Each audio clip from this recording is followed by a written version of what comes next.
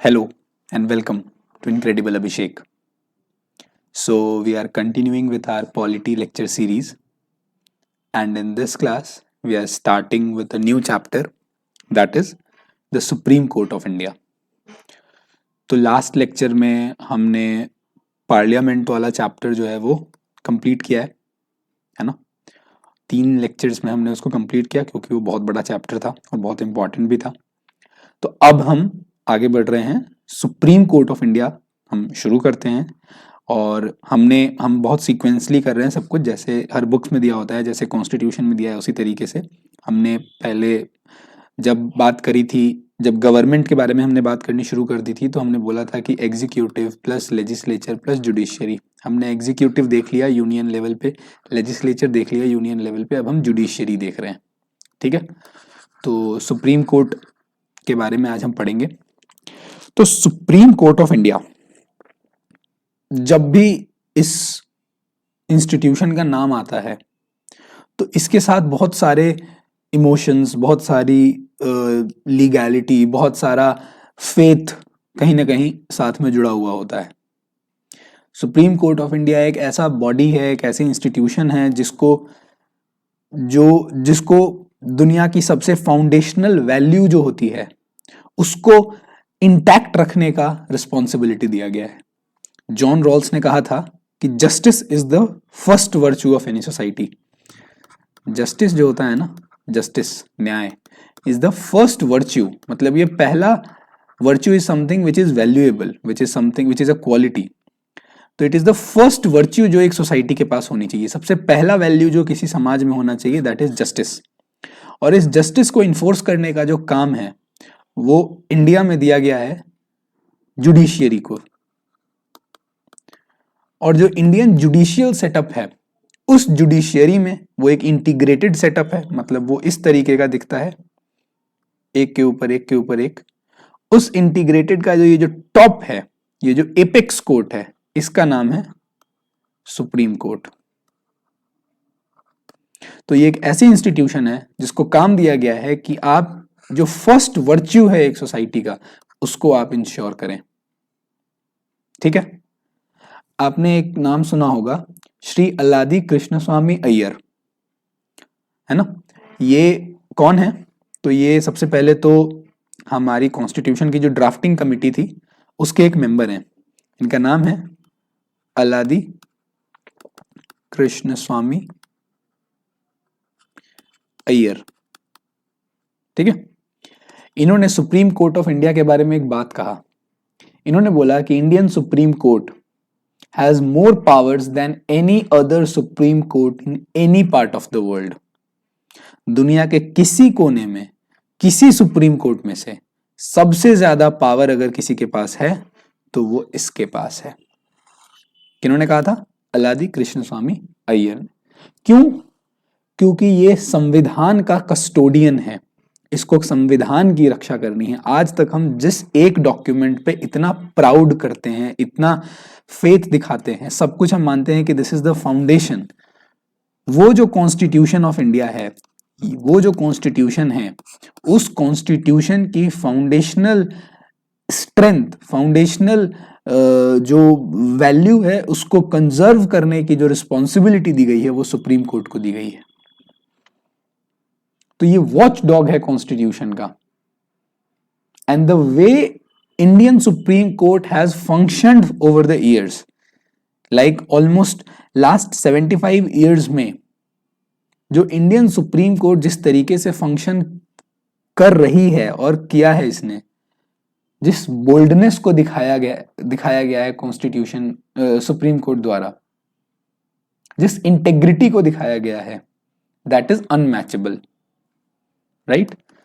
जिस बोल्डनेस की बात की जाए, बोल्डनेस किस टर्म्स में? Boldness in terms of giving judgements, भले ही कितना ही डिफिकल्ट हो उस जजमेंट को देना, society may not be accepting that judgement. हो सकता है वो सेक्शन 377 हो सकता है वो सबरीमाला एंट्री हो सकता है वो ट्रिपल तलाक का जजमेंट हो सकता है वो विशाखा गाइडलाइंस हो, या न्यूमरस अदर्स। हो सकता है उन जजमेंट्स को एक्सेप्ट करने के लिए वो सोसाइटी उस टाइम पे बहुत कंजर्वेटिव रही हो, बट सुप्रीम कोर्ट ने ये रिस्पॉन्सिबिलिटी ली, इस बोल्डनेस से उस जजमेंट को दिया, बिकॉज कहीं ना कहीं इसको पता था कि जो कॉन्स्टिट्यूशनल मोरालिटी है, जो कॉन्स्टिट्यूशन बताना चाहता है, वो कहीं ना कहीं इन जजमेंट्स को दे के ही होगा। और इसके लिए अगर कोई सरकार कोई डिसीजन लेती है, तो आप समझो सरकार डिसीजन लेती है, उसके पीछे उसकी वोट बैंक पॉलिटिक्स भी होती है कि कहीं कोई ऐसा डिसीजन ला ले जिससे आपका जो वोट बैंक है वो खराब हो जाए। बट सुप्रीम कोर्ट का कोई वोट बैंक नहीं है, बिकॉज इसको कॉन्स्टिट्यूशन ने खुद ही इसको कस्टोडियन बनाया है, और इसी वजह से इस बोल्डनेस के साथ और इंटेग्रिटी के साथ ये डिसीजंस दे पाता है। तो ये है एक introduction supreme court of India का, and this is how important this chapter is, this institution is, not only for your exam point of view, not only from any exam point of view, not only from like polity के perspective से, but for a general person too, this particular chapter, this particular body must remain independent, as bold as it is till date, as integrity वाला body as it is till date, and that is why this is the only वे जिससे Indian constitution intact रह सकता है, right. तो इस note पे we'll start with the chapter, ठीक है। एक ही लेक्चर में आज ही कंप्लीट करेंगे इस चैप्टर को, ठीक है। तो सबसे पहले क्या है, सुप्रीम कोर्ट ऑफ इंडिया की ओरिजिन कहां से होती है। तो हमने सोर्सेज ऑफ कॉन्स्टिट्यूशन में बात करी थी कि गवर्नमेंट ऑफ इंडिया एक्ट 1935 से हमने बहुत सारे प्रोविजंस लिए हैं। तो सुप्रीम कोर्ट ऑफ इंडिया भी गवर्नमेंट ऑफ इंडिया एक्ट 1935 से ही लिया है हमने। इस एक्ट ने एक फेडरल कोर्ट बनाया था, इस एक्ट ने एक फेडरल कोर्ट जो है सो बनाया था 1935 में। जब हमारा कॉन्स्टिट्यूशन लागू हुआ, जब हम इंडिपेंडेंट हुए, तब हमने इसी फेडरल कोर्ट को सुप्रीम कोर्ट का नाम दे दिया। तो जो हमारा सुप्रीम कोर्ट है, इसका ओरिजिन कहां से होता है, गवर्नमेंट ऑफ इंडिया एक्ट 1935। अब जो ये फेडरल कोर्ट था, इसकी एक बात क्या थी कि इस फेडरल कोर्ट के पास बहुत ज्यादा केसेस नहीं जाते थे। अब जैसे कि एग्जैक्ट डेटा तो मुझे नहीं याद है, बट आई गेस जब इसके आप मान के चलो, इसके जो 11 साल 12 साल का जो भी इसका फंक्शनिंग था, उस फंक्शनिंग में हार्डली इसके पास 160 के अराउंड केसेस आए थे। जबकि जो इंडिपेंडेंट इंडिया का सुप्रीम कोर्ट जब बना, उसने एक साल में ही 1300-1400 केसेस डील करने शुरू कर दिए। तो अब जब बात होती है कि एक साल में इतने केसेस की बात है, तो it is not only about number, you just consider it कि it is about the number of justice you have done. अगर आप एक साल में 1300 केसेस डील कर रहे हो, इसका मतलब आप 1300 अलग अलग लोगों के साथ जस्टिस कर रहे हो। कोई अगर किसी चीज में किसी की गलती है तो उसको उस अकॉर्डिंग पनिशमेंट मिल रही है, किसी के साथ नहीं है तो उसको नहीं मिल रही है। कोई समाज के लिए आप बेटर डिसीजन दे रहे हो तो उसमें लोगों का कल्याण हो रहा है। और सुप्रीम कोर्ट जिस तरीके के मैटर्स डील करती है, जो हम आगे देखेंगे कैसे कैसे मैटर्स होते हैं, उसकी क्या जुरिस्डिक्शंस हैं, बट अगर ऐसे मैटर्स जो वो डील करती है, वो तो एक जिसका केस है उसी को नहीं, वो तो पूरे समाज को हेल्प करता है। अब सुप्रीम कोर्ट का एक केस मान लो, केशवानंद भारती केस, तो वो केस तो केशवानंद भारती जी का रहा होगा versus state of Kerala I guess. तो अब वो जो केस था, वो क्या सिर्फ केशवानंद भारती जी के लिए था इंपॉर्टेंट? नहीं, वो तो आज तक हमें वो करता है, गाइड करता है। वो तो आज तक सभी लोगों के लिए हेल्पफुल है, क्योंकि उसने कॉन्स्टिट्यूशन का बेसिक स्ट्रक्चर दिया।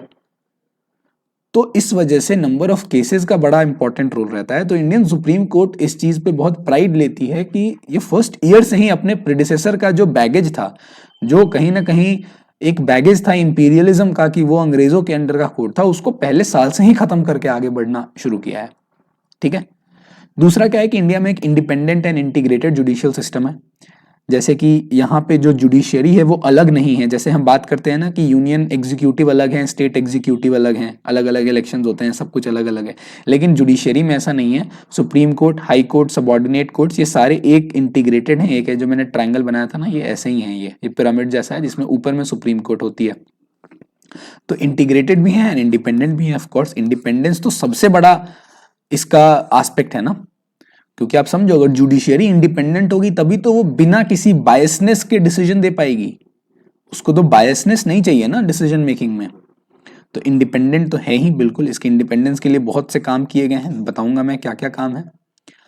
दूसरी चीज क्या है कि अब जैसे मैंने बोला कि ये एक इंटीग्रेटेड है। ऐसा नहीं है कि सुप्रीम कोर्ट जो है सो सेंट्रल गवर्नमेंट के केसेस देखेगी और जो हाई कोर्ट्स हैं वो स्टेट की देखेंगी, नहीं, वो बस स्टेट के कैपिटल में या स्टेट में as a physical body present है। उनका एक जुरिस्डिक्शन होता है, लेकिन वो ऐसा नहीं है कि अगर कहीं की हाई कोर्ट है तो वो सेंट्रल लॉज को नहीं देख सकती है जो पार्लियामेंट बना रही है, उसके जुरिस्डिक्शन से बाहर है, ऐसा नहीं है। और वाइस वर्सा भी कि कोई स्टेट का अगर कानून है और अगर वो किसी का फंडामेंटल राइट छीनता है तो वहां पे सुप्रीम कोर्ट भी आ सकती है। ऐसा नहीं है कि सुप्रीम कोर्ट सेंट्रल, क्योंकि ये इंटीग्रेटेड सिस्टम है, वही मैं कह रहा हूं, ये इंटीग्रेटेड सिस्टम है। ये central laws as well as state laws दोनों ही इन्फोर्स करेंगी। ठीक है, कहां पे है कॉन्स्टिट्यूशन में? पार्ट 5, हम पार्ट 5 ही देख रहे हैं अभी, जिसमें आर्टिकल 124 से लेकर के आर्टिकल 147 तक है। एक एक आर्टिकल में क्या होता है ये आपको याद करने की बहुत ज्यादा जरूरत नहीं है, लेकिन आर्टिकल रेंज पता होना चाहिए कि हाँ कहाँ है। तो आर्टिकल 124 से आर्टिकल 147 में। ठीक है, अब हम बात करते हैं composition of the supreme court की। कॉम्पोजिशन क्या है, कौन कौन सुप्रीम कोर्ट में होते हैं? तो सबसे पहले तो ये जिनकी फोटो है ये कौन है? Honourable chief justice of India Shri DY Chandrachud ji हैं, ये उनकी फोटो है। तो कॉम्पोजिशन क्या है सुप्रीम कोर्ट की? तो 34 जजेस होते हैं सुप्रीम कोर्ट में। कितने जजेस हैं? 34, 34 जज हैं आज के दिन में, ये बढ़ते घटते रहते हैं। तो 34 जजेस हैं, जिसमें से एक जो जज होते हैं वो चीफ जस्टिस ऑफ इंडिया होते हैं। यानी ये 34 के हेड एक तरीके से। ये भी डिबेट है, एक बहुत 20 साल तक डिबेट लगभग चली है ये कि क्या chief justice of India first among the equals हैं या फिर सीनियर हैं या बराबर के हैं, what ever, but I am not going into that detail, आपको जरूरत नहीं है आपके एग्जाम के लिए। आप बस ये समझो कि एक चीफ जस्टिस ऑफ इंडिया होते हैं और 33 अदर सुप्रीम कोर्ट जजेस हैं। ठीक है, अब ये कैसे बनते हैं भाई? मुझे मन कर गया सुप्रीम कोर्ट का जज बनना, तो क्या क्राइटेरिया है, कैसे बनूंगा मैं सुप्रीम कोर्ट का जज? तो सबसे पहले तो आपको अपॉइंट करने वाली अथॉरिटी कौन है? तो वो प्रेसिडेंट ऑफ इंडिया है। आपको अपॉइंट कौन करेंगे? आपको अपॉइंट करेंगे प्रेसिडेंट। ठीक है, जो चीफ जस्टिस ऑफ इंडिया हैं, जो चीफ जस्टिस ऑफ इंडिया हैं उनको प्रेसिडेंट अपॉइंट करेंगे। ठीक है, प्रेसिडेंट अपॉइंट करेंगे, लेकिन वो प्रेसिडेंट कैसे अपॉइंट करेंगे? तो पहले तो एक चीज समझो, हमने देखा हुआ है कि प्रेसिडेंट जो भी बोल रहे हैं उसके पीछे तो काउंसिल ऑफ मिनिस्टर्स बोलते हैं प्रेसिडेंट को, और वही बोलते हैं वो, है ना। काउंसिल ऑफ मिनिस्टर्स के एड एंड एडवाइस पे प्रेसिडेंट को काम करना है। और इसके साथ साथ जब आपको CJI बनाने हैं तो आप प्रेसिडेंट साहब को कॉन्स्टिट्यूशन में ये बोला गया है कि आप उन नंबर ऑफ जजेस से कंसर्न कर सकते हैं, कंसिडर कर सकते हैं जिनसे आपको लग रहा है कि जरूरी है पता करना, पूछना। तो सच नंबर ऑफ जज, अदर जजेस आप उनसे कंसिडर करके और चीफ जस्टिस ऑफ इंडिया को अपॉइंट कर सकते हैं। ठीक है, बात बिल्कुल कोई दिक्कत नहीं है इसमें। अब बात करते हैं, यानी प्रेसिडेंट साहब कंसल्ट करेंगे एक्स नंबर ऑफ जजेस से।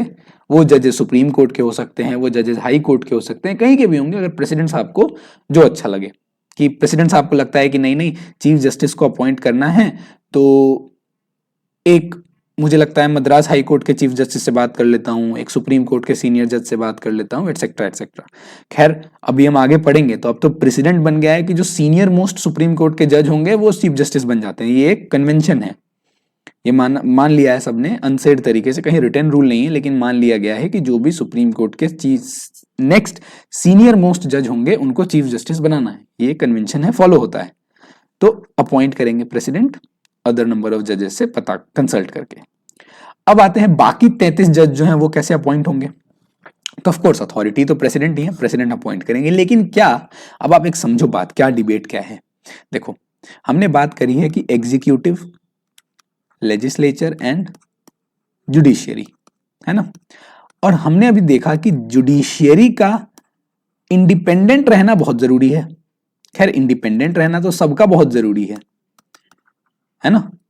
इंडिपेंडेंट रहना तो सबका बहुत जरूरी है। अगर उसको फंक्शन करना है प्रॉपरली तब तो उसको इंडिपेंडेंट रहना जरूरी होगा, अदरवाइज तो बायसनेस आ जाएगी ना, कॉन्फ्लिक्ट ऑफ इंटरेस्ट आ जाएगा। तो बात है कि जुडिशियरी को इंडिपेंडेंट रखना है। लेकिन हम कह रहे हैं कि जुडिशियरी के जो सबसे इंपॉर्टेंट फिगर्स हैं, जैसे कि सीजेआई, जैसे कि जजेस, इनकी जो अपॉइंटमेंट है, हम कह रहे हैं कि वो प्रेसिडेंट करेंगे। और प्रेसिडेंट कौन है? एग्जीक्यूटिव है, क्योंकि काउंसिल ऑफ मिनिस्टर्स मिलकर के प्रेसिडेंट को एडवाइस करेंगे।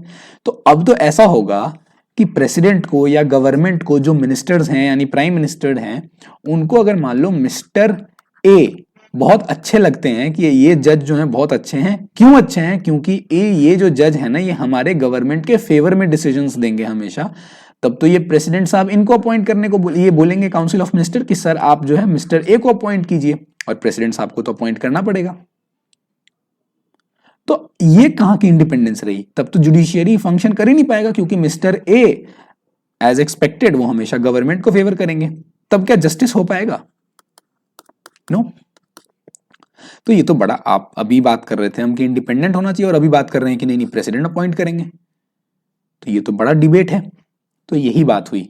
तो कॉन्स्टिट्यूशन ने दिया है कि प्रेसिडेंट अपॉइंट करेंगे after consulting the chief justice of India. President और चीफ जस्टिस ऑफ इंडिया ये दोनों साथ में बैठेंगे और ये डिसाइड करेंगे, सीजीआई साहब कंसल्ट करेंगे प्रेसिडेंट जी को कि आप कौन से जज को अपॉइंट करें। ठीक है, अब शुरू होता है ड्रामा। ये जो कंसल्टेशन है ये क्या बाइंडिंग है? कि मान लो सीजीआई साहब ने प्रेसिडेंट साहब को बोला कि सर मेरे अकॉर्डिंग मिस्टर एक्स को आप जज बनाइए, तो क्या प्रेसिडेंट साहब ये बाइंडिंग हो जाएंगे, ये प्रेसिडेंट साहब पे बाइंडिंग हो जाएगा कि वो मिस्टर एक्स को बनाए, या फिर ये कंसल्टेशन जो है ये नॉन बाइंडिंग है?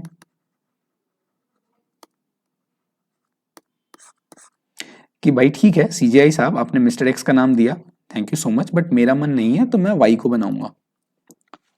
तो ये तो कहीं दिया ही हुआ नहीं है, तो कॉन्स्टिट्यूशन ने नहीं बताया कि ये जो कंसल्टेशन वर्ड है, इस कंसल्टेशन का क्या मतलब है? कि कंसल्टेशन बाइंडिंग होगा, मानना ही पड़ेगा प्रेसिडेंट को, या फिर नॉन बाइंडिंग होगा कि प्रेसिडेंट नहीं भी मान सकते हैं।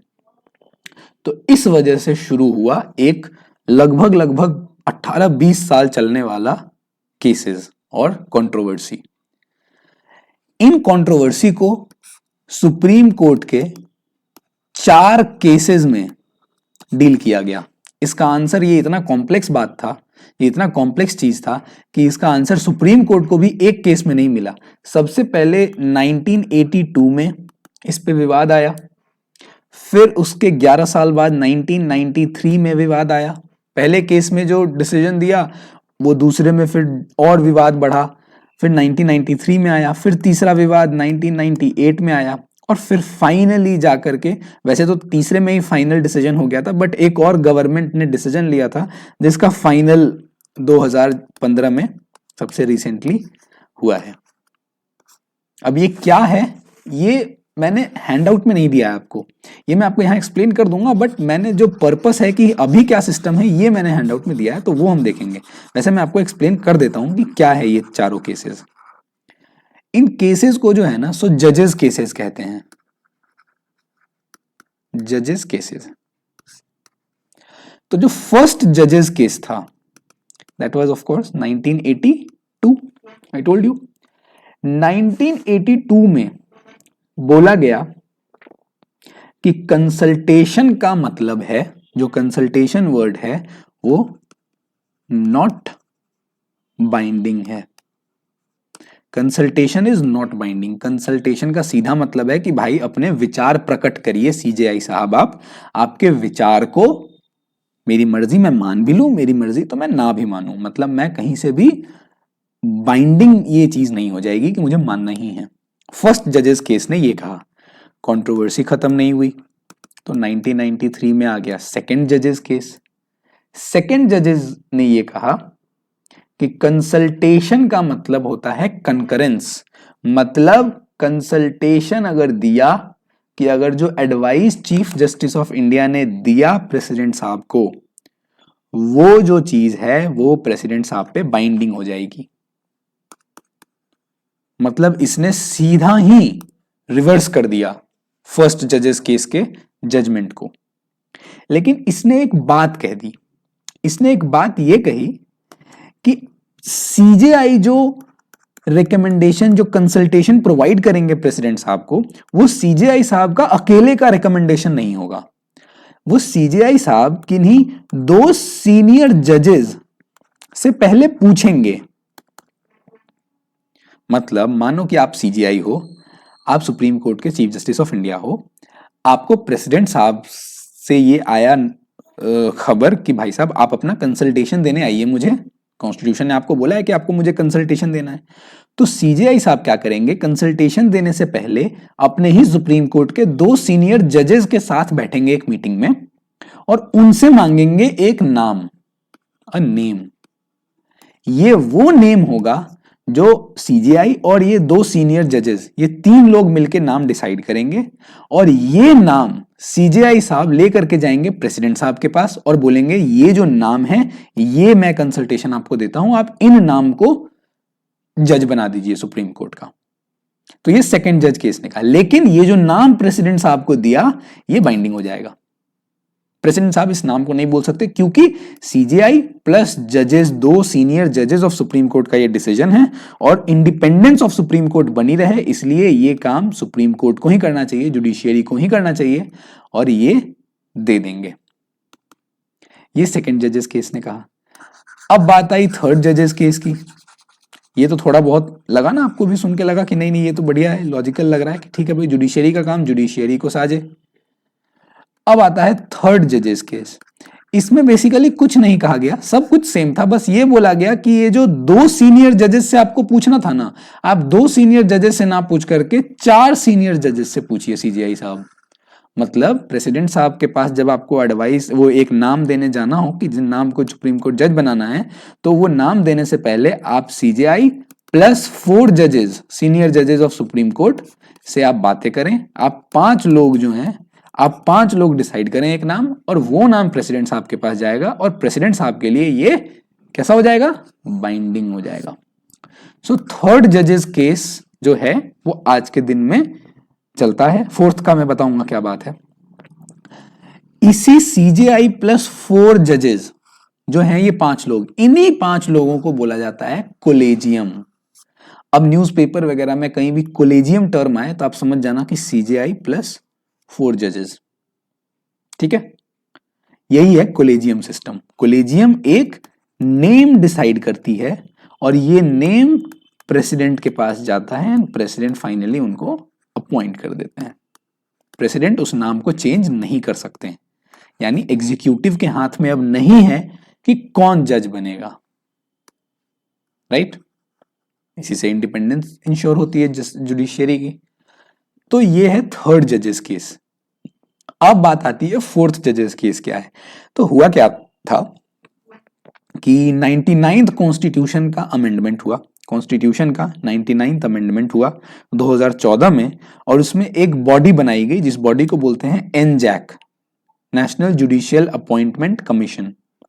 इस बॉडी का काम क्या था कि ये एक बॉडी होगी जिसमें अलग अलग लोग होंगे और वो लोग जो हैं सो मिल करके डिसाइड करेंगे कि कौन बनेगा सुप्रीम कोर्ट का जज। लेकिन इस फोर्थ जजेस केस में क्या किया गया कि इस फोर्थ जजेस केस में इस बॉडी को ही सुप्रीम कोर्ट ने बोला कि ये बॉडी ही गलत है, ये बॉडी इलीगल है, अनकॉन्स्टिट्यूशनल है। एनजैक नाम की एक बॉडी बनाई गई। बोला गया कि इस बॉडी में कुछ मेंबर्स होंगे, ये जो मेंबर्स होंगे ये डिसाइड करेंगे कि कौन बनेगा सुप्रीम कोर्ट का जज।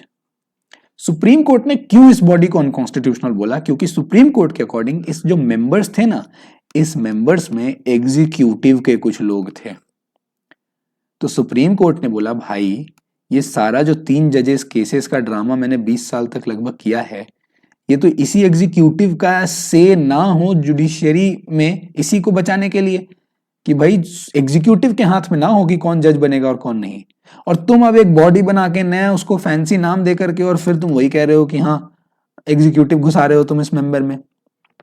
तो इसी वजह से ये एक अनकॉन्स्टिट्यूशनल अमेंडमेंट है और इसको हम नल एंड वॉइड डिक्लेयर करते हैं और इस जजमेंट को, इस अमेंडमेंट को ही कॉन्स्टिट्यूशन से हटा दिया गया। ठीक उसके अगले ही साल जस्टिस JS कहर थे, उस टाइम पे CJI थे और उन्होंने ही ये जजमेंट दिया था, उन्हीं के बेंच ने ये जजमेंट दिया था। तो ये हैं 4 cases. Collegium system is the system which is followed in India. ठीक है, 3rd जजेस केसेस के बेस पे आया है। 4 जजेस सुप्रीम कोर्ट के चीफ जस्टिस, ये 5 लोग मिलके एक नाम फाइनल करेंगे और वो नाम जाएगा प्रेसिडेंट साहब के पास। Right, very good. अब आते हैं क्वालिफिकेशंस। हमने बात करी थी ना शुरू में, वो बात हमारी अधूरी रह गई कि भाई आपको बनना है सुप्रीम कोर्ट जज, कैसे बनेंगे आप?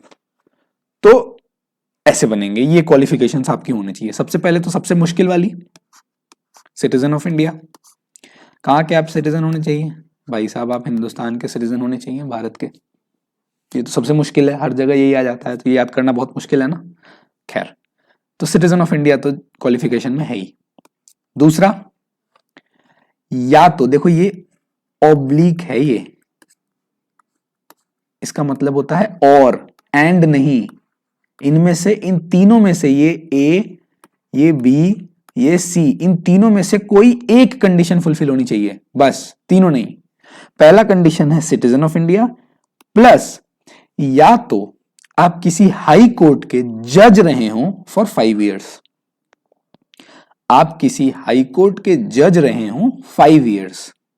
ये भी हो सकता है कि आप high court, Allahabad high court के जज थे 2 साल तक, और फिर आप जो हैं सो high court, Madras high court के जज थे 3 साल तक, तो 5 साल ये भी काउंट होगा। ऐसा नहीं है कि एक ही हाई कोर्ट में 5 साल रहना है।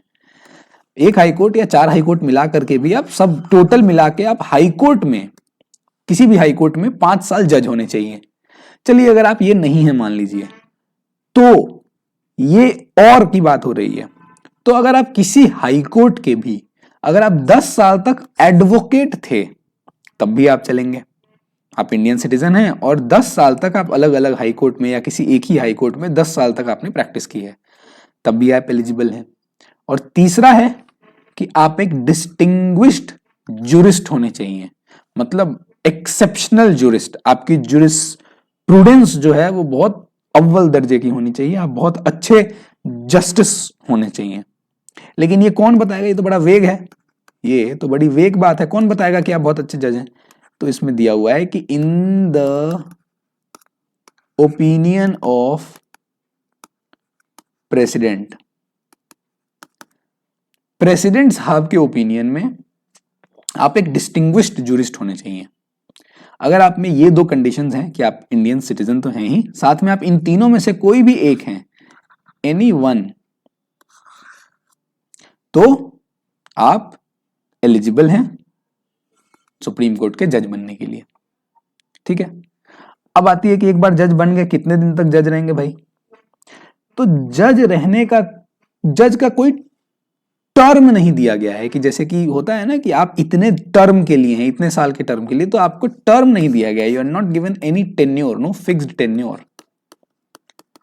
बस एज दे दी गई है, 65 इयर्स ऑफ एज पे आपको हम रिटायर कर देंगे। राइट, अब अगर आप 60 के एज पे सुप्रीम कोर्ट जज बनते हैं तो आप 65 यानी आप 5 साल का टेन्योर हो गया आपका। तो ये जजेस टू जजेस वेरी करेगा, लेकिन कोई हो सकता है 62 पे बने तो 65 पे तो रिटायर होना ही है, तो उसका 3 साल का टेन्योर हो गया। कोई अगर 55 पे बन जाए तो उनका 10 साल का भी हो गया।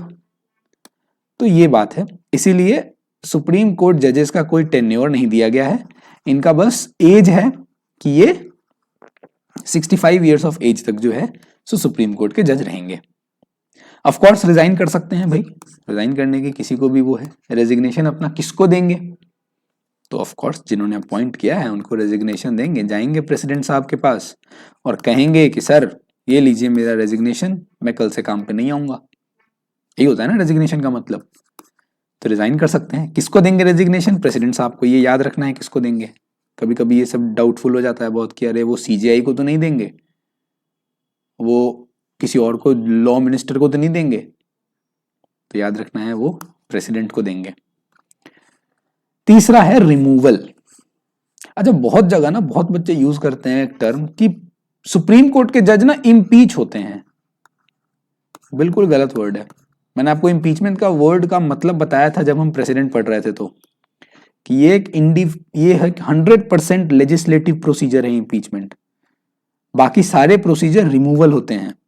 तो सुप्रीम कोर्ट के जज का जो रिमूवल प्रोसीजर है दैट इज नॉट 100% लेजिस्लेटिव, उसमें प्रेसिडेंट साहब फाइनली उनको रिमूव करते हैं। तो प्रेसिडेंट इज एन एग्जीक्यूटिव, तो वो लेजिस्लेचर प्लस एग्जीक्यूटिव दोनों का रोल आ जाता है। इसी वजह से ये इंपीचमेंट गलत वर्ड है, impeachment is not the right word. What is the right word? Removal. ये रिमूव होते हैं सिर्फ। Oh sorry. सो रिमूवल कैसे होता है, ये एक बड़ा एक समझने वाली चीज है और आपको समझनी बहुत जरूरी है। तो रिमूवल देखते हैं कि सुप्रीम कोर्ट के जज बन तो गए, अब हम रिमूवल कैसे होगा। तो देखिए पहली चीज तो यही कि प्रेसिडेंट साहब के ऑर्डर पे रिमूव होंगे आप। किनके ऑर्डर पे? प्रेसिडेंट साहब के ऑर्डर पे। अपॉइंटमेंट जिन्होंने किया वही रिमूव करेंगे प्रेसिडेंट साहब के ऑर्डर पे। बट प्रेसिडेंट साहब क्या अपनी मर्जी से ऑर्डर दे देंगे ये?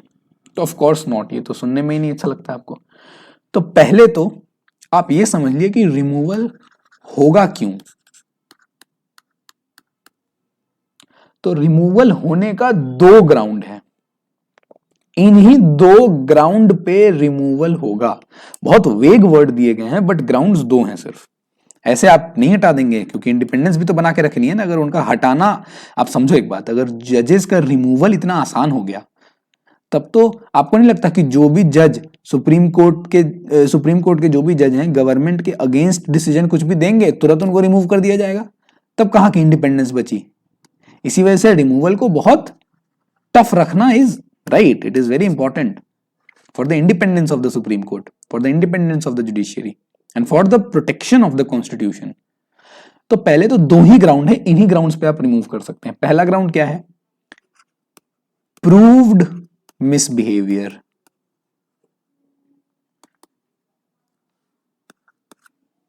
एंड दूसरा ग्राउंड क्या है? इनकैपेसिटी। इनकैपेसिटी टू जस्टिस होगा ऑफ कोर्स, क्योंकि आपका काम है जस्टिस करना और आप नहीं कर रहे हैं, then you are incapable. And दूसरा है प्रूव्ड मिसबिहेवियर। मैंने बोला था दोनों बहुत वेग टर्म है, लेकिन वेगनेस ही है भले चलो, लेकिन हमने ये क्लैरिफाई तो किया कि सिर्फ यही दो कारण होंगे। तो इन्हीं ग्राउंड्स के बेसिस पे हो सकता है। अब बात आती है कि होगा कैसे, तो इसको ध्यान से समझना है आपको।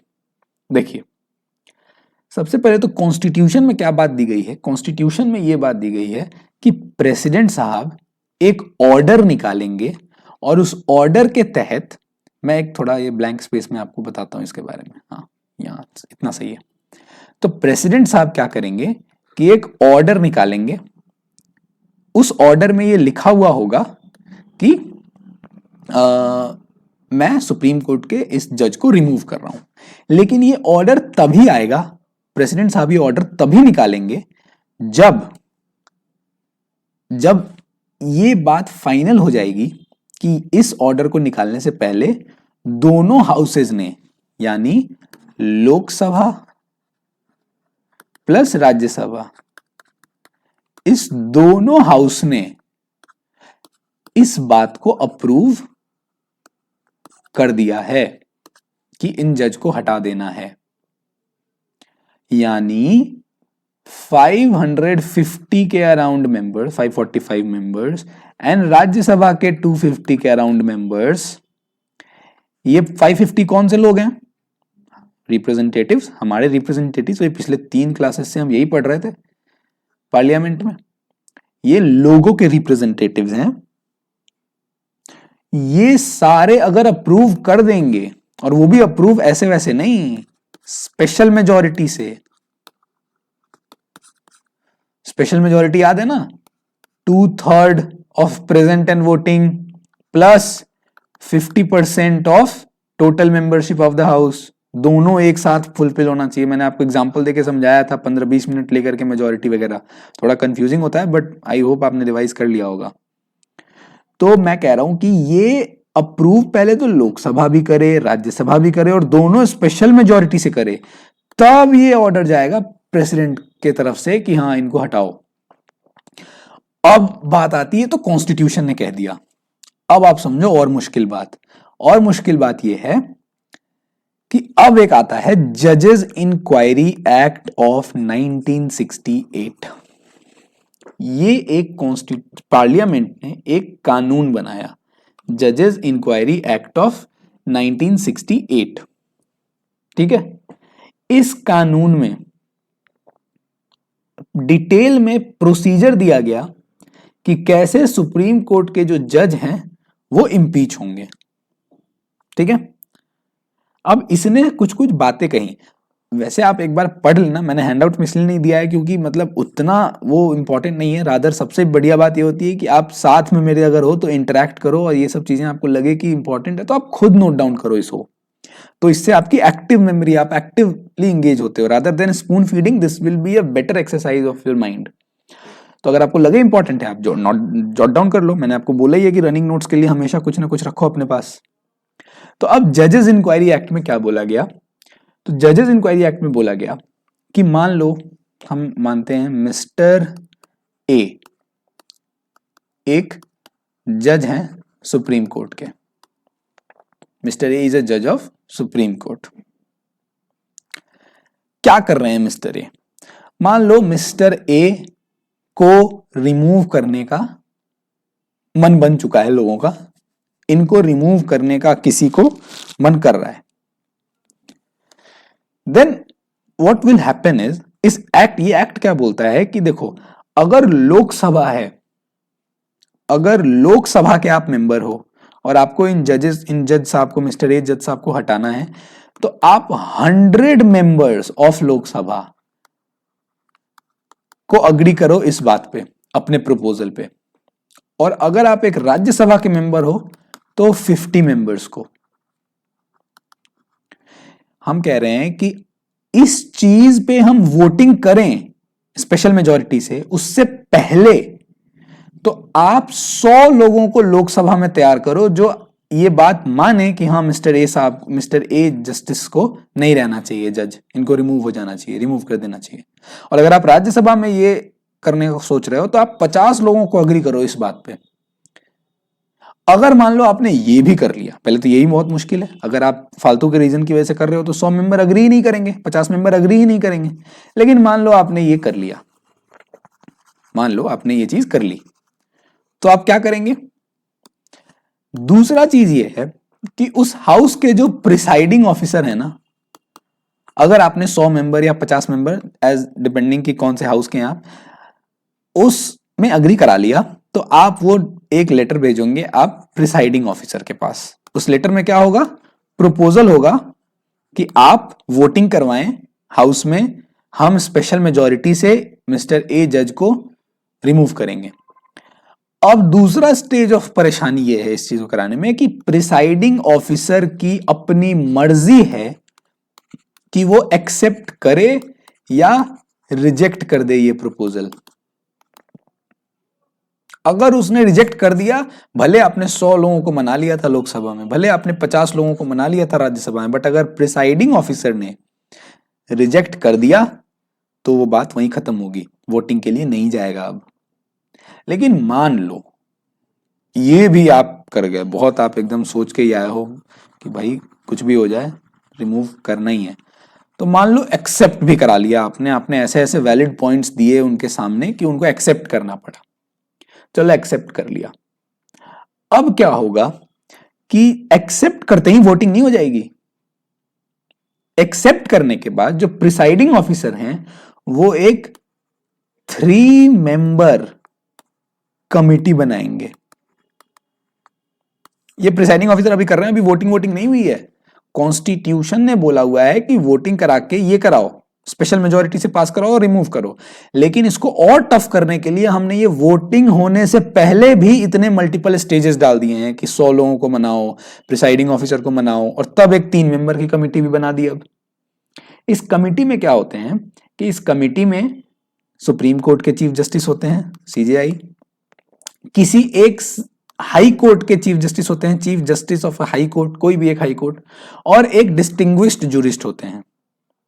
ये 3 लोगों की कमिटी प्रिसाइडिंग ऑफिसर बनाते हैं और उनको बोलते हैं कि आप जो हैं सो इंक्वायरी कीजिए, इन्वेस्टिगेशन कीजिए कि क्या मिस्टर ए के अगेंस्ट जो चार्जेस ये लोग मुझे बोल रहे हैं, मुझे मना रहे हैं जिस पे, ये सही है या गलत है।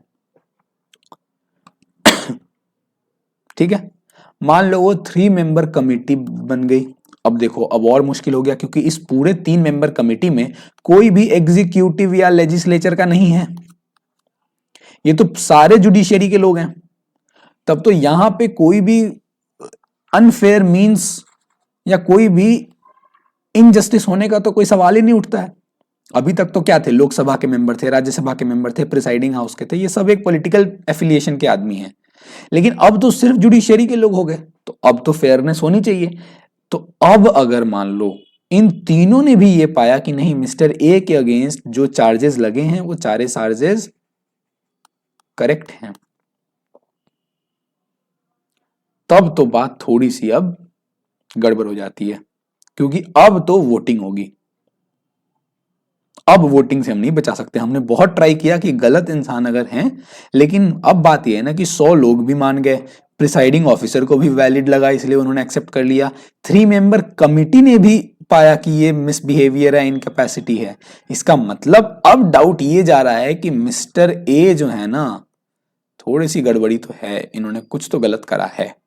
अदरवाइज ये इतने हर जगह सभी थोड़ी ना गलत बोलते हैं, है ना। तो ये बात होती है। अब आ जाएगी बात वोटिंग की। वोटिंग में स्पेशल मेजॉरिटी से पास होगा। स्पेशल मेजॉरिटी यही वाली 2/3 एंड 50%। अगर ये दोनों हाउस में पास हो गया,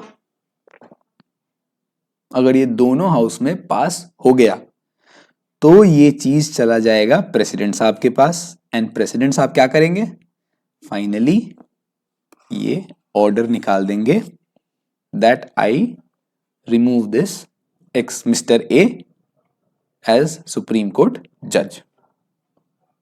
ठीक है, आज तक इंडिया में एक भी सुप्रीम कोर्ट जज रिमूव नहीं हुए हैं, एक भी नहीं हुए हैं। ठीक है, इतना मुश्किल है, मुश्किल होना बहुत जरूरी है, क्योंकि भाई इनका इंडिपेंडेंट रहना बहुत जरूरी है। वरना तो भाई गवर्नमेंट चाहे, लोग चाहें, लेजिस्लेटर्स चाहें, एग्जीक्यूटिव चाहे, तो जो भी उनके अगेंस्ट में डिसीजन दे वो उनको हटा दें, तब कैसी डेमोक्रेसी। तो इस वजह से सुप्रीम कोर्ट जज को रिमूव करना मतलब सबसे मुश्किल काम में से एक है। ठीक है, ये बात होती है। अब एक बात आप समझना कि कभी कभी डाउट आ जाता है, मैंने जो बोला वो 3 मेंबर कमिटी जो बनती है वो कौन से हाउस में बनेगी। कुछ लोग ये पूछते हैं ये कौन से हाउस में बनेगी, क्या दोनों में बनेगी, तो नहीं, ये सिर्फ फर्स्ट हाउस में बनेगी। सेकेंड हाउस को इसी कमिटी का रिपोर्ट भेज दिया जाएगा कि भाई हम आपको रिपोर्ट भेज दे रहे हैं, आप वोटिंग कराओ, सीधा आप जो है सीधा वोटिंग कराओ। क्योंकि हमने पहले हाउस जो भी है, वो लोकसभा हो या राज्यसभा हो, कोई भी पहले हाउस है, वो उसने तो सब कुछ कर लिया ना। उसने पहले 100 मेंबर या 50 मेंबर को अग्री किया, फिर उसने प्रिसाइडिंग ऑफिसर को अग्री किया, फिर 3 मेंबर कमेटी बनी। ये तो बिल्कुल फेयर थी, इसमें तो कोई एग्जीक्यूटिव या लेजिस्लेटिव का मेंबर नहीं था। फिर उसके बाद जाके वोटिंग हुई, तो वोटिंग होने के बाद हमने सेकेंड हाउस को भेजा ना, तो हमने इसी मेंबर कमेटी का रिपोर्ट भेज दिया सीधा कि ये रही रिपोर्ट और आप अब सीधा वोटिंग कराओ। तो ये ध्यान रखना कि जो जुडिशियरी में जो सुप्रीम कोर्ट के जजेस के रिमूवल होता है, उसमें the first house acts as the investigating house. क्योंकि पहला house, I am not saying Lok Sabha और Rajya Sabha, I am saying first house, यानी जहां भी ओरिजिनेट हुआ है वो प्रपोजल, the first house acts as the investigating house, is the investigating house. ठीक है, तो आगे बढ़ते हैं। यहां से क्या है बात आगे की ओर। ये था रिमूवल प्रोसीजर, समझाना थोड़ा जरूरी था इसीलिए मैंने आपको बता दिया। अब देखो इंडिपेंडेंस ऑफ सुप्रीम कोर्ट कैसे बनती है, कैसे इंडिपेंडेंस इंश्योर की जाती है। पहले तो सुप्रीम कोर्ट क्या है, डेमोक्रेटिक सिस्टम का एक की फीचर है, एक की स्टोन है। तो कैसे किया जाता है श्योर, पहला तो मोड ऑफ अपॉइंटमेंट। आपने देखा कितनी 20 साल तक का भसड़ चला इस बेसिस पे कि भाई साहब no interference mode of appointment में, हमें कोई भी ऐसा इंटरफेरेंस नहीं चाहिए, मोड ऑफ अपॉइंटमेंट बिल्कुल फेयर होना चाहिए। तो पहला चीज तो ये। दूसरा सिक्योरिटी ऑफ टेन्योर, 65 ईयर्स के अगर हैं तब आप रिटायर होंगे, कोई छू नहीं सकता है उससे पहले। और अगर आपने गलत ही किया है तो एक बहुत टीडियस प्रोसेस से, बहुत लेंदी प्रोसेस से, बहुत मुश्किल प्रोसेस से आपका रिमूवल हो सकता है। बट आपने अभी देख लिया, आपको लग गया होगा कि ये कितना मुश्किल है। तो इसीलिए सिक्योरिटी ऑफ टेन्योर है। जजेस को ये डर नहीं है जजमेंट देते वक्त कि अगर मैंने ये जजमेंट दिया तो सरकार मुझे जज से ही हटा देगी, तो मैं क्यों दूं ये जजमेंट। तो किसी भी जुडिशरी के मेंबर को ये डर नहीं है ना। सॉरी। तो अगला क्या है, फिक्स्ड सर्विस कंडीशन। ऐसा नहीं है कि आप सडनली सुप्रीम कोर्ट के जज हैं और आपने कोई जजमेंट दे दिया सरकार के अगेंस्ट, उन्होंने आपकी सर्विस कंडीशन ही खराब कर दी कि सैलरी जो है, आपकी सैलरी मान लो है 4 लाख रुपए, उसको कर दिया 4,000 रुपए। नहीं कर सकते, ये फिक्स्ड है, वो आप नहीं कर सकते। करने के लिए भी बहुत टफ प्रोसीजर है, वो भी पार्लियामेंट ही पास करेगी, किसी की मर्जी पे नहीं हो रहा कुछ भी। तो उनको सैलरी का डर नहीं है अपना। दूसरा क्या होता है कि हमने बजट में पढ़ा था ना, चार्ज्ड एक्सपेंडिचर। मैंने आपको बोला था कि जो ऐसे बॉडीज हैं ना जिनको इंडिपेंडेंट फंक्शन करना है, उन बॉडीज की जो सैलरीज हैं या उस ऑफिस का जो भी वो है, मतलब जो भी उसको फंड लगता है उस ऑफिस को चलाने में, जो भी उसके कॉस्ट्स हैं, वो सारा कंसोलिडेटेड फंड ऑफ इंडिया से चार्ज किया जाता है, जिसकी वोटिंग नहीं होती है पार्लियामेंट में। मतलब वोटिंग देके आप ये नहीं कह सकते कि हाँ इसको हम कम कर रहे हैं, इसको ज्यादा कर रहे हैं। इस पे कोई वोटिंग नहीं है और ये सबसे पहले पास हो जाता है क्योंकि ये इनकी इंडिपेंडेंस इंश्योर कराता है। फिर आता है कंटेम्प्ट पावर। ये हम देखेंगे क्या होता है कंटेम्प्ट पावर, ये हम अभी आगे जुरिस्डिक्शन में ही पढ़ेंगे। तो कंटेम्प्ट पावर हम पढ़ेंगे क्या होता है, हम देख लेंगे इसको। ठीक है, आपने सुना होगा कंटेम्प्ट ऑफ कोर्ट लग जाएगा, कंटेम्प्ट लगा दूंगा, ऐसे जजेस बोलते हैं, मूवीज वगैरह में होते हैं। कंटेम्प्ट एक तरीके से किसी भी तरीके से आप जुडिशियरी की जो इमेज है, जुडिशियरी की जो स्टेटस है, जुडिशियरी के बारे में जो परसेप्शन है, उसको आप लोअर नहीं करें। समझ रहे हैं बात। तो ये है बात। ठीक है, तो अब हम आते हैं कि सुप्रीम कोर्ट के क्या क्या जुरिस्डिक्शंस हैं, सुप्रीम कोर्ट क्या काम करती है, वो काम सुप्रीम कोर्ट ही क्यों करती है, कैसे करती है, और ये सब चीजें हम अब देखेंगे। तो सुप्रीम कोर्ट के बारे में हमें अलग अलग जुरिस्डिक्शंस पढ़ने हैं, स्पेस छोड़ रखा है मैंने, मैं बताऊंगा सबको क्या होता है। सबसे पहला आता है ओरिजिनल जुरिस्डिक्शन। क्या मतलब होता है ओरिजिनल जुरिस्डिक्शन का, ये समझते हैं। देखिए, मैं आपके सामने कुछ चीजें लिख रहा हूं, 3 चीजें लिख रहा हूं, ये 3 आप समझना। मान लो central government versus state government. दूसरा कंडीशन मान लो central government plus state versus other states. तीसरा state A versus state B. ये जो 3 तरीके के जो केसेस है ना, ये आते हैं सुप्रीम कोर्ट के ओरिजिनल जुरिस्डिक्शन में। मान लो सेंट्रल गवर्नमेंट और किसी स्टेट गवर्नमेंट में एक विवाद हो गया, वो कहां जाएगा विवाद, सुप्रीम कोर्ट में जाएगा। मान लो सेंट्रल गवर्नमेंट और राजस्थान और Madhya Pradesh, central government Rajasthan and Madhya Pradesh एक साइड पे हैं और महाराष्ट्र गुजरात एंड कर्नाटका दूसरे साइड पे हैं। तो सेंटर और कुछ स्टेट साथ में वर्सेस अदर स्टेट, ये वाला इशू अगर होगा तो सुप्रीम कोर्ट में जाएगी बात, डायरेक्टली जाएगी। बताता हूं डायरेक्टली क्यों जाएगी, ओरिजिनल वर्ड का क्या मतलब है बताता हूं। और तीसरा क्या है, एक स्टेट वर्सेस दूसरा स्टेट, या कुछ स्टेट्स वर्सेस कुछ और स्टेट्स, कैसा भी हो, ये भी मैटर कहां जाएगा, सुप्रीम कोर्ट में जाएगा। इसमें क्या बात है, ओरिजिनल जुरिस्डिक्शन इसको क्यों कहते हैं ये समझिए। क्योंकि ये जो है ना, ये जो जुरिस्डिक्शंस हैं, ये एक्सक्लूसिव जुरिस्डिक्शन है। मतलब सुप्रीम कोर्ट के अलावा इन मैटर्स पे कुछ भी बात कहीं और नहीं जा सकती है। ये सिर्फ और सिर्फ सुप्रीम कोर्ट ही डील करेगा। इन 3 बातों पे, इन 3 बातों से रिलेटेड कोई सी भी बात अगर होगी तो वो सिर्फ और सिर्फ सुप्रीम कोर्ट ही करेगा डील, कोई और कोर्ट नहीं करेगी। ओरिजिनल का मतलब क्या होता है, ओरिजिनल का मतलब होता है कि इस मैटर पे जो केसेस आएंगे वो डायरेक्टली सुप्रीम कोर्ट के पास आ सकते हैं। जरूरी नहीं है कि आपको हाई कोर्ट में केस करना है और अपील करने जाना है सुप्रीम कोर्ट में। नो, आप डायरेक्टली इशू हुआ अगले दिन आप डायरेक्ट सुप्रीम कोर्ट जाइए। तो ऑफ कोर्स अगर एक्सक्लूसिव है तब तो वो ओरिजिनल ही होगा। क्योंकि सिर्फ यही जा ही सकते हैं, तो डायरेक्टली ही जाना पड़ेगा भाई, कहीं और जाने की तो परमिशन ही नहीं है ना, क्योंकि एक्सक्लूसिव है। तो ये बात है ओरिजिनल जुरिस्डिक्शन की। दूसरा जुरिस्डिक्शन कौन सा है, वो है रिट जुरिस्डिक्शन। आप इस वर्ड को अच्छे से पहचानते हैं। कब से पहचानते हैं आप? फंडामेंटल राइट्स हमने पढ़ा था, बहुत डिटेल में पढ़ा था।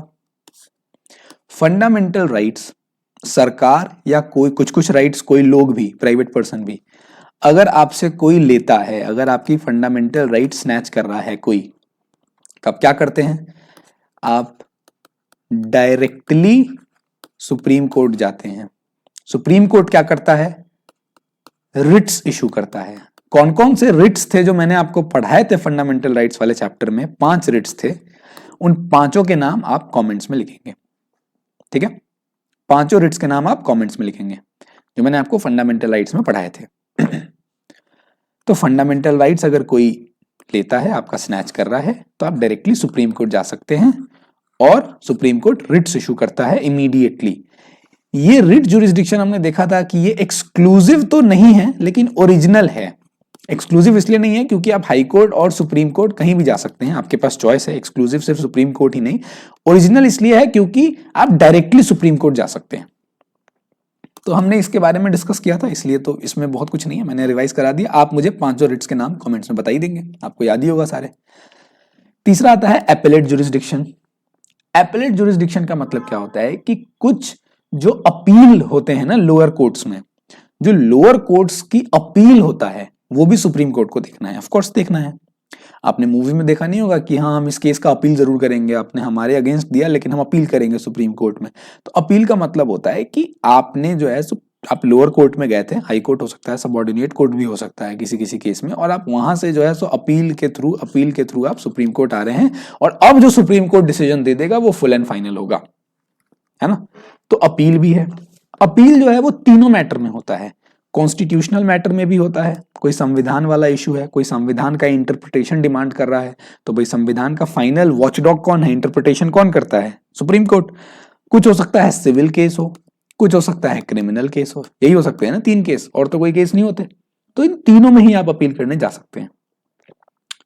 कॉन्स्टिट्यूशनल केस में होगा, मान लीजिए आप हाई कोर्ट में थे, हाई कोर्ट ने कोई जजमेंट दिया लेकिन आप अपील करना चाहते हैं, तो हाई कोर्ट ये सर्टिफाई करके देगा कि हाँ ये केस का अपील ये फलाने इंसान जो हैं ये अपील करना चाहते हैं सुप्रीम कोर्ट में, और ये कॉन्स्टिट्यूशन का कुछ इंटरप्रिटेशन डिमांड करता है केस, ये सर्टिफाई करके हाई कोर्ट देगा और आप वो लेके सीधा अपील कर देंगे। कहां पे? सुप्रीम कोर्ट में, ठीक है? सिमिलरली हाई कोर्ट में भी केसेस हैं अलग अलग। देखिए हमें लॉ की तरफ नहीं जाना है, हमें सुप्रीम कोर्ट चैप्टर पढ़ना है।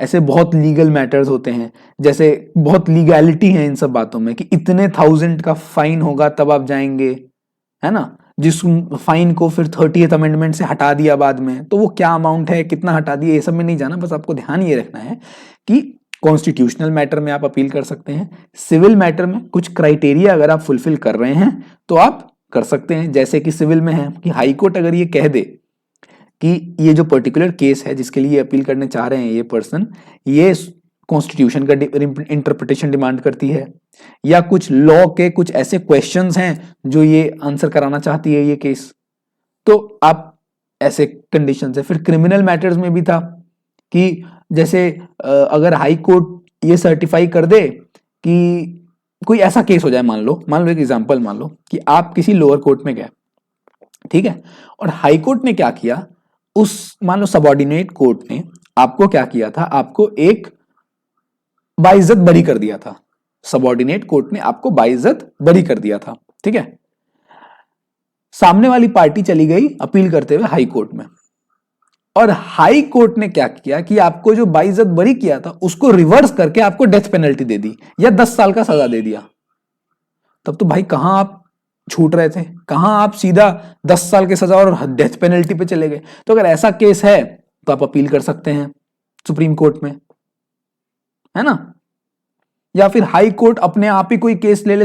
ये सब मैं इसलिए नहीं लिख रहा हूं क्योंकि आपको बिल्कुल भी जानने की जरूरत नहीं है ये सब। मैं बस आपको समझा रहा हूं कि आपके दिमाग में एक पिक्चर बन जाए, कंसेप्ट आ जाए, बस। इससे ज्यादा कोई जरूरत नहीं है ध्यान करने की। अरे सर कितना बोला, 10 साल बोला या डेथ बोला, क्या बोला? कुछ नहीं बोला भाई, बस ऐसे आपको ध्यान रखना है कि हाँ ऐसे ऐसे केसेस हैं, कुछ क्राइटेरिया फुलफिल करने होते हैं, और उन क्राइटेरिया के बाद जो मेन चीज आपको ये ध्यान रखनी है, ये वाली जो है कि आपको civil, criminal as well as constitutional और एक स्पेशल लीव, ये 4 तरीके से, एक और है स्पेशल लीव, ये 4 तरीके से अपील कर सकते हैं, कुछ क्राइटेरिया फुलफिल होने चाहिए। ठीक है, समझ में आ गया? ठीक है, अब हम अगले जुरिस्डिक्शन के पास आते हैं, जो है एडवाइजरी जुरिस्डिक्शन।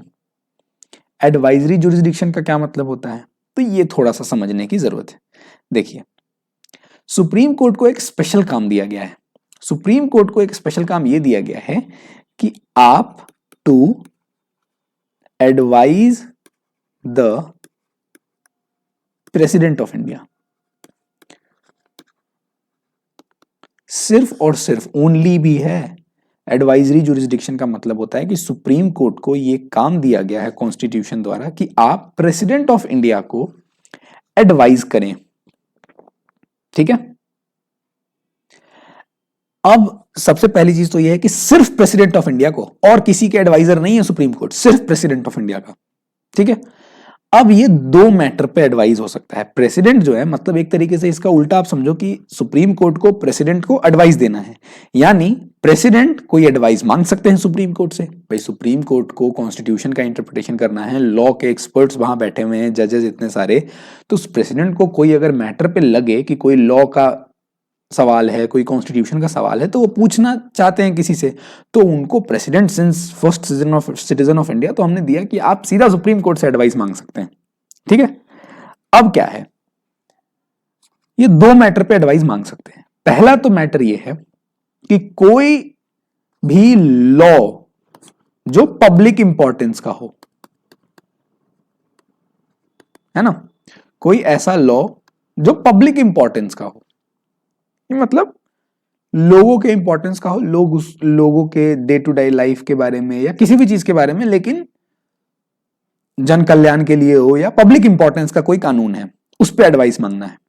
और दूसरा हो सकता है कि कोई एक डिस्प्यूट आ गया हो, सडनली कोई एक डिस्प्यूट आ गया जो संविधान के आने से पहले कोई ट्रीटी हुई थी, जो कोई प्री कॉन्स्टिट्यूशनल ट्रीटी थी, जो अंग्रेजों ने किया था, ऑफ कोर्स प्री कॉन्स्टिट्यूशनल कोई ट्रीटी था, कोई अग्रीमेंट था, या कुछ भी था, संविधान के आने से पहले की कोई अगर ट्रीटी थी, उससे रिलेटेड कोई डिस्प्यूट आ गया है और उसके बारे में प्रेसिडेंट ऑफ इंडिया को एडवाइस लेना है, तो वो सुप्रीम कोर्ट जा सकते हैं। और दूसरा है कोई भी लॉ, कोई पब्लिक इंपॉर्टेंस, जनरल बात, उसके लिए भी वो जा सकते हैं सुप्रीम कोर्ट एडवाइस देने। अब मेन बात समझिए और याद रखिए, इस केस में supreme court may give an advice और may not give an advice। Supreme court यहां पे एडवाइस दे भी सकती है और नहीं भी दे सकती है, लेकिन इस वाले मैटर में supreme court must give an advice. अगर कोई pre constitutional treaty, agreement, engagement की वजह से डिस्प्यूट आया है और प्रेसिडेंट साहब सुप्रीम कोर्ट के पास जाते हैं कि भाई मुझे एडवाइस दो, तो सुप्रीम कोर्ट को देना ही पड़ेगा एडवाइस। यहां पे सुप्रीम कोर्ट की मर्जी है वो दे या ना दे, लेकिन ये दोनों चीजें हैं, ये बस एक एडवाइस है। प्रेसिडेंट को माननी है माने, ना माननी ना माने, ये तो दोनों केस में ही है।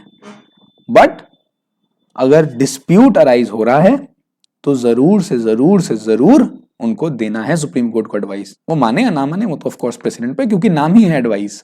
तो एडवाइस तो क्या होता है, बस विचार हुआ। ये तो बस आपको अगर नई गाड़ी खरीदनी है तो आप कैसे 10 लोगों से एडवाइस लेते हैं और करते अपनी मन की है ना, वो एडवाइस है तभी। ठीक है, तो कुछ बहुत सारे ऐसे फेमस एग्जांपल, जैसे बेरूबारी यूनियन, ये भी सुप्रीम कोर्ट के पास तब गई थी जब प्रेसिडेंट साहब ने भेजा था, है ना। तो बहुत सारे फेमस केसेस भी बन जाते हैं इसी तरीके से। तो ये बात है, समझ में आ गया एडवाइजरी जुरिस्डिक्शन। अब आता है कोर्ट ऑफ रिकॉर्ड। देखो, कोर्ट ऑफ रिकॉर्ड से तो नाम से भी समझ में आ रहा है कि कोर्ट ऑफ रिकॉर्ड क्या होता है, कि ये सुप्रीम कोर्ट जो भी जजमेंट देती है, सुप्रीम कोर्ट जो भी डिसीजंस देती है, वो फाइनल होता है। क्या है, वो फाइनल डिसीजंस हैं, वो एक तरीके से अब एविडेंशियरी वैल्यू के हो जाते हैं, है ना। ये एविडेंशियरी वैल्यू के हो जाते हैं कि इसको दूसरे केसेस में पेश किया जा सकता है कि सुप्रीम कोर्ट ने ऐसे ऐसे ऐसे कहा था, तो ये कोर्ट ऑफ रिकॉर्ड है। लेकिन कोर्ट ऑफ रिकॉर्ड में सबसे इंपॉर्टेंट चीज जो हमें समझनी है वो है contempt of court. Contempt of court का क्या मतलब होता है? तो देखिए, कंटेम्प्ट ऑफ कोर्ट का मतलब जो भी होता है, लेकिन contempt of court original constitution में नहीं दिया हुआ था। कंटेम्प्ट ऑफ कोर्ट एक्ट है, उसके तहत डिफाइन किया गया है कि कंटेम्प्ट ऑफ कोर्ट क्या होता है। ठीक है, कंटेम्प्ट ऑफ कोर्ट का मतलब होता है कि किसी तरीके से बाय सम मीन्स, किसी तरीके से जो कोर्ट की अथॉरिटी है, जो कोर्ट की डिग्निटी है, जो कोर्ट का स्टेटस है, इन सारे चीजों को चैलेंज अगर किसी ने किया तो सुप्रीम कोर्ट के पास या हाई कोर्ट के पास भी, हम पढ़ेंगे हाई कोर्ट तो देखेंगे, तो जुडिशरी के पास ये पावर है कि ये उसको कंटेम्प्ट में ले सकती है और उस पे पनिश कर सकती है सामने वाले को जिसने ये काम किया है। आप इतना ही समझो, एक मतलब बस एनालॉजी के लिए, कि एक ऐसे इंसान है जिनके बारे में, ये इतने डिग्निफाइड इंसान है, इतने बड़े डिग्निटी के इंसान है कि अगर इनके बारे में किसी ने उल्टा सीधा कुछ बोला जिससे इनकी डिग्निटी कम हुई तो ये हो जाएंगे, ये मान जाएंगे बुरा, और ये मुंह फुला के बैठेंगे, और उस सिर्फ मुंह फुला के बैठेंगे ही नहीं, ये पनिश भी करेंगे। ये बस एक एनालॉजी की तरह समझो कि कंटेम्प्ट का मतलब ये हो कि अब भाई, अब ऑब्वियस सी बात है कि सुप्रीम कोर्ट ऑफ इंडिया जो है वो एक इतनी डिग्निटी वाली ऑफिस है, उसका इतना बड़ा काम है, उसको जस्टिस इंश्योर करना है, वो एक इंडिपेंडेंट बॉडी है, उसका इंडिपेंडेंस बहुत जरूरी है लोगों के लिए, संविधान के लिए, देश के लिए।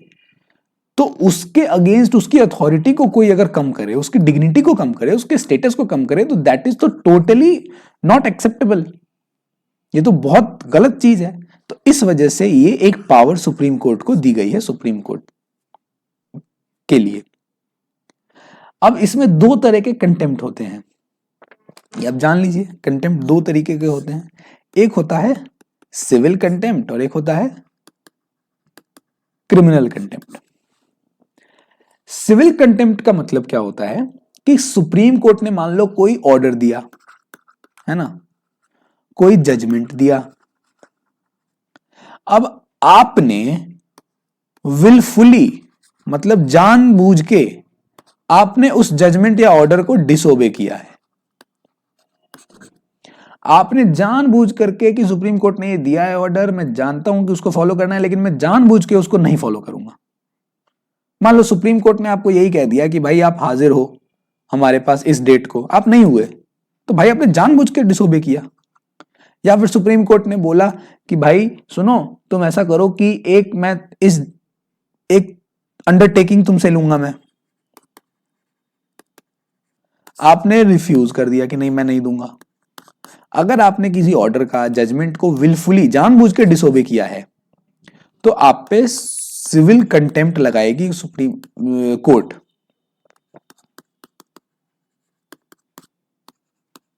ठीक है, सिविल कंटेम्प्ट लगेगी। दूसरा कौन सा है? क्रिमिनल कंटेम्प्ट है। क्रिमिनल कंटेम्प्ट क्या है? तो सुनने में भी लग रहा है क्रिमिनल कंटेम्प्ट थोड़ा बड़ा सा होगा कुछ। इसमें क्या है कि आपने मान लीजिए कुछ ऐसा लिखा किसी पेपर में, किसी मैगजीन में, किसी ब्लॉग पे, या फिर आपने किसी तरीके से मान लो कहीं आप बोला हो, कहीं आपने, हो सकता है आप पब्लिश कर रहे हो कुछ, या फिर आप कहीं स्पीच दे रहे हो, कुछ आप कर रहे हो ऐसा, अगर इसमें आपने कुछ ऐसी बात बोली, ऐसी चीज कर दी जो दो तीन चीजें कर दे। मान लीजिए वो अथॉरिटी को कम कर दे सुप्रीम कोर्ट की, हो सकता है कि वो सुप्रीम कोर्ट कोई केस से मान लीजिए उस बीच में डील कर रहा हो, मान लीजिए सुप्रीम कोर्ट कोई एक केस से डील कर रहा है उस बीच में, उस केस में इंटरफेयर कर जाए आपका ये पब्लिकेशन या स्पीच, कि उस केस, वो जो केस डील हो रहा है सुप्रीम कोर्ट में, उसकी भी एक इंडिपेंडेंस होगी, उस केस की भी एक इंटीग्रिटी होगी, उससे भी रिलेटेड कुछ सेंसिबल बातें होंगी। मान लीजिए आप कुछ ऐसा लिख रहे हैं, आप कुछ ऐसा बोल रहे हैं जानबूझ करके, जो उस केस को जैसे वो केस जो है इंडिपेंडेंट तरीके से, इम्पार्शियल तरीके से, अनबायस तरीके से नहीं चल सकता है आपके लिखने और आपके बोलने की वजह से, क्योंकि आप एक गलत चीज लिख रहे हैं, गलत चीज बोल रहे हैं। तो फिर आप क्रिमिनल कंटेम्प्ट में आएंगे। या फिर किसी तरीके से आप ऐसे लिख रहे हैं जिसकी वजह से सुप्रीम कोर्ट या सुप्रीम कोर्ट से जुड़ा हुआ काम जो है वो ऑब्स्ट्रक्ट हो रहा हो। अगर आप किसी तरह से अथॉरिटी कम कर रहे हैं सुप्रीम कोर्ट की, उसके जुडिशियल प्रोसीडिंग में इंटरफेयर कर रहे हैं, आप ऑब्स्ट्रक्ट कर रहे हैं उसका काम by writing, by publishing, by speaking और एनीथिंग, तो आप क्रिमिनल कंटेम्प्ट में लिए जाएंगे। यानी आपको बुलावा गया सुप्रीम कोर्ट से, समन गया, आप नहीं गए जानबूझ के, सिविल कंटेम्प्ट। आपने पब्लिश कर दिया कुछ बहुत उल्टा सीधा सुप्रीम कोर्ट के बारे में, क्रिमिनल कंटेम्प्ट। लेकिन क्या इसका मतलब है कि क्या आपके पास एक्सप्रेशन राइट्स नहीं है? तो नहीं, ऐसा नहीं है। You have the right for what? For constructive criticism. आप कंस्ट्रक्टिव क्रिटिसिज्म कीजिए, ऐसा क्रिटिसिज्म कीजिए जिसको कंसिडर करके कहीं ना कहीं इंप्रूवमेंट आए, तब तो ठीक है ना। इनोसेंट पब्लिकेशन कीजिए, आप फेयर रहिए, आप एक्यूरेट चीजें बताइए, जो भी केस में हो रहा है उसके बारे में एक्यूरेट बात बताइए, आप रीजनेबली क्रिटिसाइज कीजिए, तब आप पे कहीं भी किसी भी तरीके से कंटेम्प्ट ऑफ कोर्ट नहीं लगेगा। ठीक है, तो ये बात होती है सुप्रीम कोर्ट की। एक और पावर सुप्रीम कोर्ट के पास है जो कि कहीं से भी रिटन पावर या इस तरीके का नहीं है, लेकिन आजकल स्पेशली और पहले भी थ्रू आउट सुप्रीम कोर्ट ने बहुत अलग अलग फेजेस में काम किए हैं। कभी आपको लगेगा कि सुप्रीम कोर्ट बहुत अच्छा कर रही है किसी फेज में, जब आप उसकी हिस्ट्री पढ़ेंगे इंडिपेंडेंस के बाद, कभी लगेगा कि बहुत ज्यादा कम अच्छा कर रही है, कभी अच्छा कभी बहुत अच्छा, तो ये पैचेस में चलती है। तो एक पावर है उसके पास जिसको बोलते हैं जुडिशियल रिव्यू की पावर। जुडिशियल रिव्यू का जो पावर है वो सुप्रीम कोर्ट अपने आप से ही क्या करता है, रिव्यू करता है। किसको? एक लॉ है, मान लो उस लॉ जो है ना ये कॉन्स्टिट्यूशन के साथ है कि नहीं है, कोई ऐसा कानून तो नहीं बन गया ना जो कॉन्स्टिट्यूशन को वायलेट कर रहा है। तो जुडिशियरी अपने आप भी जो है सो वो केस लेकर के और एग्जामिन करना शुरू कर देती है। मान लो किसी ऑर्डर को दिया, सरकार ने कोई एक ऑर्डर निकाला है ना, वो ऑर्डर जो है वो किसी तरीके से संविधान के किसी प्रोविजंस को जो है सो ये करता है, डिफाई करता है, संविधान के प्रोविजंस के साथ नहीं है, तो क्या करेगी सुप्रीम कोर्ट? उसको स्ट्रक डाउन कर देगी। ठीक है, तो ये पावर भी एक है कि आप किसी कानून का, किसी लॉ का, किसी भी जैसे किसी ऑर्डर का भी, किसी एग्जीक्यूटिव ऑर्डर का, बाई लॉ का, किसी भी चीज का, अगर कॉन्स्टिट्यूशन को वायलेट किया जा रहा है तो सुप्रीम कोर्ट उसको रिव्यू करती है, इसीलिए नाम इसका जुडिशियल रिव्यू है, और वो वायलेट कर देगी। देखिए आर्टिकल 13 हमने जो पढ़ा था फंडामेंटल राइट्स में, उसमें भी ये पावर दी गई थी, लेकिन उसमें एक बात कहा गया था कि अगर कोई सा भी कानून फंडामेंटल राइट्स को वायलेट करता है, कोई सा भी कानून फंडामेंटल राइट्स को वायलेट करता है, तो जुडिशियरी जो है उस कानून को नल एंड वॉइड डिक्लेयर कर देगी। जुडिशियल रिव्यू जिस तरीके से यूज होता है वो कहीं ना कहीं से बहुत ज्यादा ब्रॉड हो गया है, और वो फंडामेंटल राइट्स ही नहीं बाकी कॉन्स्टिट्यूशन के भी प्रोविजंस को अगर वायलेट कर रहा है कोई कानून, तो सुप्रीम कोर्ट बोलती है। जैसे कि अभी हमने देखा था क्या, एन जैक बनाया। अब ये एन जैक का बनाना क्या वायलेट कर रहा था? इंडिपेंडेंस ऑफ जुडिशियरी, है ना। अब एक बात बताइए, इंडिपेंडेंस ऑफ जुडिशियरी क्या एक फंडामेंटल राइट है? नहीं है, ये तो जनरल बात है जो कॉन्स्टिट्यूशन में है, डायरेक्टली तो कहीं लिखा हुआ भी नहीं है, लेकिन हाँ इनडायरेक्टली हम रेफर करते हैं कि हाँ जुडिशियरी शुड बी इंडिपेंडेंट। तो एन जैक को क्या किया सुप्रीम कोर्ट ने? इसको अनकॉन्स्टिट्यूशनल बता के क्या कर दिया? नल एंड वॉइड डिक्लेयर कर दिया इस अमेंडमेंट को। तो क्या किया सुप्रीम कोर्ट ने? जुडिशियल रिव्यू का यूज किया। भले ये फंडामेंटल राइट नहीं था independence of judiciary, NJAC independence of judiciary violate कर रहा था, जो कि एक कॉन्स्टिट्यूशनल वैल्यू है, तो उसका रिव्यू किया सुप्रीम कोर्ट ने और उसको नल एंड वॉइड डिक्लेयर कर दिया। तो ये एक बहुत स्ट्रांग बना देती है सुप्रीम कोर्ट को कहीं ना कहीं से ये, और जितनी स्ट्रांग जुडिशियरी बनती है उतने ज्यादा उस कंट्री में राइट्स की वैल्यू बढ़ती है, उस कंट्री में लोगों सिटीजन की एम्पावरमेंट होती है, कॉन्स्टिट्यूशन का एम्पावरमेंट होता है ना। तो ये है मोटा मोटा बात सब कुछ लेकर के अबाउट सुप्रीम कोर्ट, है ना। तो ये कंसेप्ट्स आपको जानने जरूरी थे जो मैंने आपको बताए हैं। सुप्रीम कोर्ट यहीं पे एंड होता है। नेक्स्ट क्लास में हम स्टेट से related part 6 of the Indian constitution शुरू कर देंगे। ये हैंडआउट आपके पास आ जाएगा, बट आप जहां से, मैं बोलता हूँ handout is just for reference purpose, आप जहां से भी पढ़ रहे हैं, जैसे भी पढ़ रहे हैं, उस वो आपका मेन होना चाहिए, because reading is a habit, reading is perhaps the best habit you can have, है ना। तो ओनली हैबिट जिसका कोई ओवर करने से साइड इफेक्ट नहीं है इज रीडिंग, राइट। तो आप जहां से भी पढ़ते हैं उसको पढ़िए, उससे कंटेक्स्ट आता है समझ में, उससे लैंग्वेज आती है, वोकैबुलरी आती है, एक तरीके से आपकी अंडरस्टैंडिंग बनती है। जब मैंने अब समझा दिया है तो अब पढ़ना भी आसान हो जाएगा। रिवाइज कीजिए इसको, है ना। और ठीक है, अब नेक्स्ट क्लास से हम पार्ट 6 ऑफ द कॉन्स्टिट्यूशन करेंगे जिसमें गवर्नर है। एक चीज मैं आपको बोल दूं, गवर्नर हम पढ़ेंगे नेक्स्ट क्लास में, ठीक है। उससे पहले ना आप प्रेसिडेंट वाला चैप्टर जो है ना वो रिवाइज करके आइएगा, बिकॉज बहुत सिमिलैरिटी है। मैं बार बार रेफर करूंगा कि देखो ये प्रेसिडेंट में ऐसा था और गवर्नर में ऐसा है। तो आप जो है सो अच्छा ये रहेगा कि आप प्रेसिडेंट वाला चैप्टर रिवाइज करने के बाद ही गवर्नर वाला क्लास करें, है ना। तो ठीक है, तो हैव अ गुड डे।